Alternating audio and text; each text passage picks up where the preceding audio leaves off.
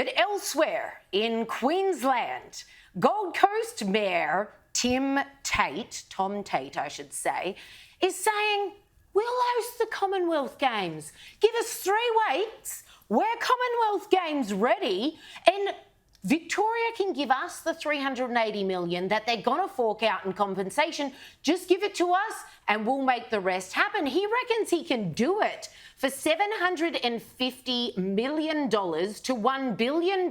So I don't know where he's getting his budgeting from, but maybe he should talk to Dan Andrews. Here he is today saying, hey, not a worry, mate, just hand it over. Gold Coast is games ready. We need 3 weeks to put our submission together, and we welcome any other city who wants to join. Happy not to call it Gold Coast, happy to call it Australian Commonwealth Games.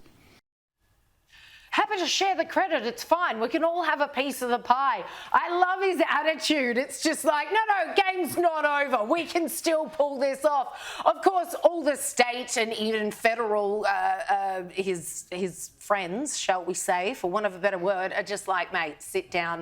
Nobody's interested. It's not happening. But I love the spirit behind his can-do attitude. Well, if only we could salvage Australia's reputation that easily. I think the reason why the Albanese government and the Palaszczuk government will not be interested in supporting Tom Tate is because he's a member of the LNP, and if he can do as you said, if he can run the games for under $1 billion when Dan Andrews is saying $7 billion, I mean, would they really allow Tom Tate to embarrass their Victorian mate Dan Andrews? Well, Tate said today that he received a letter from Annika Wells, the Federal Sports Minister, saying that the federal government would lend support to the Gold Coast hosting it if they can get the support of the Palaszczuk government. Yeah. And that's where it's going to get into a bit of trouble.